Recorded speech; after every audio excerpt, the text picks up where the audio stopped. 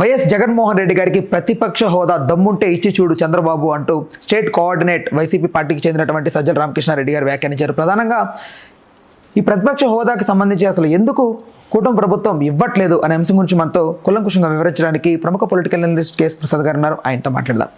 Sir నమస్తే. నమస్తే sir, సూటి ప్రశ్న అంటే ఇప్పుడు ఒకవేళ వైసీపీ ప్రభుత్వం కనుక ఇప్పుడు ఉంటే ఆంధ్రప్రదేశ్లో ఇదే సిచ్యువేషన్లో 11 సీట్లకి ఈ కూటమి ప్రభుత్వం కైవసం అయి ఉంటే ఖచ్చితంగా ప్రతిపక్ష హోదా ఇచ్చేవారా వైసీపీ? ఎవరి కోసం ఎవరు? ఎవడైనా ఎవడి కోసం ఎవరు? ఇది ప్రజాస్వామ్యం అనుకుంటున్నారా, లేదంటే ఇదేమైనా ఇంట్లో కిరాణా కొట్టు వ్యాపారం అనుకుంటున్నారా, లేదా రాజరిక వ్యవస్థ అనుకుంటున్నారా, లేదా ఆటవిక యుగంలో అనుకుంటున్నారా? 12B ఏం చెప్తుంది? చాలా క్లియర్గా ఎవరైతే రూలింగ్ గవర్నమెంట్ కాకుండా అవతల వాళ్ళు ఎంతమంది గెలిచినా ప్రజాస్వామ్యంలో ప్రజలు ఎన్నుకున్న ఒక ఎమ్మెల్యే అయితే చాలు. దానికి నెంబర్ అని కాన్స్టిట్యూషన్లో కానీ లేకపోతే అండ్ దీంట్లో ఉన్న 12B ప్రకారం కూడా ఎక్కడ మెన్షన్ చేయలేదు.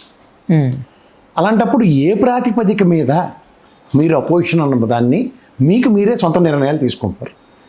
గౌరవ్ స్పీకర్ గారు ఫ్లోర్ ఆఫ్ ద హౌస్లో అయ్యనపోత్ర గారు చదివిన దాంట్లో కూడా హీ హాజ్ నాట్ మెన్షన్డ్. ఎలాగో పవన్ కళ్యాణ్ కంటే ఏంటి తెలియదులేండి, ఏది పడితే అది మారుతూ ఉంటాడు.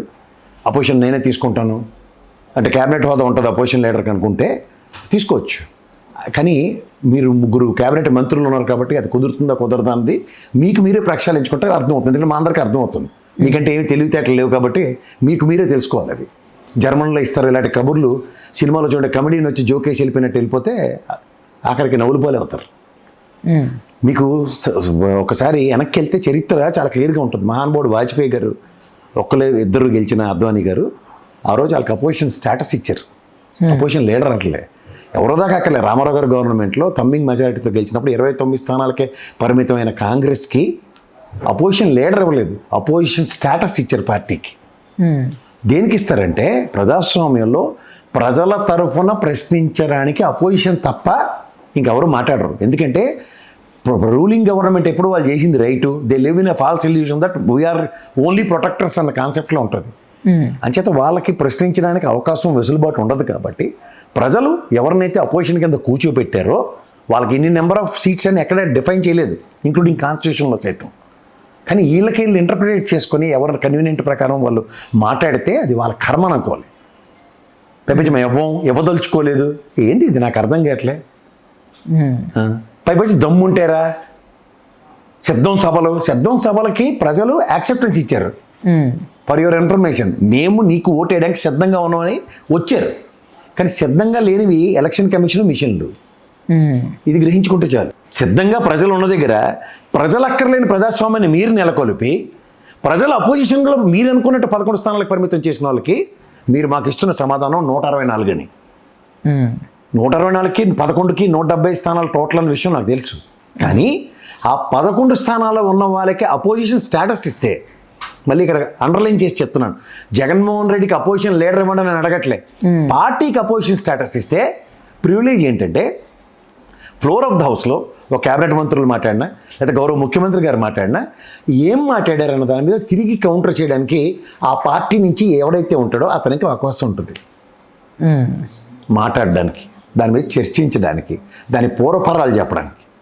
ఉదాహరణకు మీరు 14 లక్షల కోట్ల అప్పులు, లేదంటే అమ్మఒడి కార్యక్రమానికి జీటుగా తల్లికి వందనం అని చెప్పి సంవత్సరాల తరబడి ఎగరగొట్టేసింది, రైతులకు 20,000 ఇస్తానని చెప్పింది ఎగరగొట్టింది. విత్ స్టాటిస్టిక్స్కి ప్రజలకి డిస్కషన్ రూపంలో చెప్తారు అసెంబ్లీ వేదికలుగా. ఇవేవి చెప్పడానికి మీరు వెసులుబాటు ఇవ్వకుండా దమ్ముంటారా? దమ్ము ఎందుకు ఉండదు? పులివెందుల నుంచి ఎన్నుకోబడ్డ ఒక ఎమ్మెల్యేగా ఆయనకు అసెంబ్లీకి రావడానికి సర్వ హక్కులు ఉన్నాయి. ఆయన అడుగుతున్నది ఏంటంటే అపోజిషన్ స్టేటస్ ఇస్తే దాంతో ఆయన ప్రజల తరఫున మీరు చేస్తున్న ప్రభుత్వ విధానాలని ప్రశ్నించడానికి అవకాశం అడుగుతున్నాడు అతను. అది పులివెందుల ఎమ్మెల్యేగా అవకాశం రాదు ఎవరు కూడా. మీరు if it is a debate on Pulivendula is there.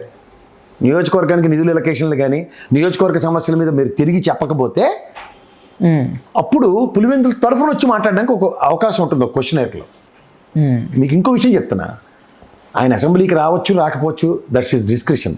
కానీ అసెంబ్లీలో జరుగుతున్న మాటల మీద రీసెంట్ పాస్ట్లో మీరు పెట్టిన అన్ని అసెంబ్లీలకి ప్రెస్ మీట్లు పెట్టాడు ఆయన.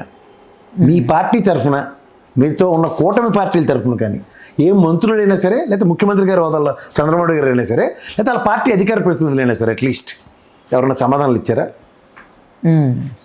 దాన్ని ఎదుర్కోవడానికి ధైర్యం లేదు. కానీ జగన్మోహన్ రెడ్డిని చిటికలేసి సిద్ధమా అంటే సిద్ధంగానే ఉన్నాడు ప్రశ్నించడానికి. అంటే ఇక్కడ అంటే ఒకడు ప్రశ్నించే పార్టీ పెట్టినోడు వచ్చి మీ సన్నిధానంలో ఉండి చక్కభజన చేసుకుంటూ తిరుగుతూ ఊడిగం రాజకీయం చేస్తున్న దగ్గర ప్రశ్నించడానికి సిద్ధంగా ఉన్న వాళ్ళు వేరేగా ఉంటారు. వాళ్ళే జగన్మోహన్ రెడ్డి. ప్రయత్నించండి ఒకసారి. 29 స్థానాలు ఇచ్చినప్పుడు ఇదే గౌరవ కాంగ్రెస్కి, ఇదే గౌరవ తెలుగుదేశం అపోజిషన్ స్టేటస్ ఇచ్చినప్పుడు ఎలాంటి డిబేట్లు ఉన్నాయో మేము అందరం చూసింది అది. సార్ అంటే సమాధానం ఇవ్వలేకపోతున్నారా, లేకపోతే సమాధానం లేక ఇవ్వలేకపోతున్నారా? సమాధానం వీళ్ళు చెప్పలేని స్థితిలో ఉన్నారు కదా. అబద్ధాల కుప్పతో 14 లక్షల కోట్లు అప్పు చేసి ఇవాళ నిన్నటి ఆర్బీఐ బాండ్లతో తీసుకొస్తే 2,09,083 కోట్లు అప్పు చేసి పూర్ణకుంభం పెట్టి ఏం చేశారనేది ప్రశ్న వస్తుంది కదా అపోజిషన్ నుంచి. సంక్షేమం వీళ్ళు చెప్పేది ఏముంటుంది? సంక్షేమం, అభివృద్ధి అంటే అమరావతి, ఈ మూడే కదా చెప్తారు. అమరావతికి 31,000 కోట్లు అప్పు చేశారు. ఏం చేశారని అడుగుతారు కదా. నీళ్ళు తోడారు, కంపలు కొట్టారు. మనమే అడుగుతున్నాం ఇక్కడి నుంచి, నీళ్లు కంపలు మీరెందుకు కొట్టారు, మీరెందుకు తోడారు? ఎవడైతే బిల్డర్ ఉన్నాడో వాడు కదా చేసుకుంటాడు. సో ఎప్పుడైతే ఎవరు ప్రశ్నిస్తారంటే అపోజిషన్ లీడర్ ప్రశ్నిస్తాడు, ఏంది కంపల్లో నీళ్లు మీరెందుకు తోడుతున్నారు? ఎవరికైతే కన్స్ట్రక్ట్ చేయమన్నాడో ఆడవాడు ఎయిర్పోర్ట్ అథారిటీస్ వాడు నువ్వు దొంగ అని చెప్పిన షాపూర్జీ పలంజీవాడికి, ఎల్ఎన్టీకి, ఎన్సీసీకి ఇచ్చారు కదా మీరు. వాళ్ళెందుకు తోడట్లేదు, వాళ్ళెందుకు కంపలు కొట్టట్లేదు, వాళ్ళెందుకు కట్టట్లే? అమరావతి విషయంలో అడుగుతారు. సంక్షేమానికి పెద్దపీట వేసాం, 6 మీ ఇచ్చిన నవరత్నాలతో పాటు 6 అని చెప్పిన దగ్గర సంవత్సరం పాటు ఎగ్గొట్టి ఇవాళ బడ్జెట్లో 13,500 కోట్లు కావాల్సిన దగ్గర 8,000 కోట్లు ఇచ్చి తల్లికి వందనంలో 5,500 కోట్లు ఎప్పుడు ఇస్తారో ఎలా ఇస్తారని ప్రశ్నిస్తారు అసెంబ్లీకి కనుక పిలిస్తే. అలాగే ఉచిత బస్సు ఇస్తామని చెప్పి సంవత్సరం ఎగ్గొట్టి 1000 బస్సులకే పరిమితం చేసిన ఉచిత బస్సు ప్రయాణం మీద మళ్ళీ ప్రయత్నిస్తారు. నవరత్నాలు ఎలాగో ఎగరగొట్టారు. మిగిలిన నోట్లో ఇప్పటికి 3 చెప్పాను. రైతులకు ఇవ్వాల్సిన 20,000 + 20,000 అంటే 40,000, 5,000 ఇచ్చారు. 35,000 ఎప్పుడు ఇస్తారని ఖచ్చితంగా ప్రశ్నిస్తారు. వీటికి మీ దగ్గర సమాధానం లేక 14 లక్షలు కాదని చెప్పి బడ్జెట్లో 6,47,000 కోట్లని పయ్యవల కేశవ్ గారు చెప్పింది. అలాగే ఉద్యోగ కల్పనలో 44 లక్షల ఉద్యోగాల దగ్గర గత ప్రభుత్వంతో ఉద్యోగ కల్పనకు జరిగింది అన్నదానికి మీ దగ్గర సమాధానం లేవు కాబట్టి, ఎందుకంటే మీరు చెప్తున్న 20 లక్షల్లో సంవత్సరం గడిచిపోయింది 4 లక్షల ఉద్యోగాలు ఎక్కడని మళ్ళీ ప్రశ్నించబడతారు కాబట్టి, వీటికి మీరు సిద్ధంగా లేరు కాబట్టి అపోజిషన్ లీడర్గా మేము ఇవ్వకపోయినా వచ్చడానికి సిద్ధంగా ఉన్నావా అని జగన్మోహన్ రెడ్డి ఎద్దేవా చేయడానికి.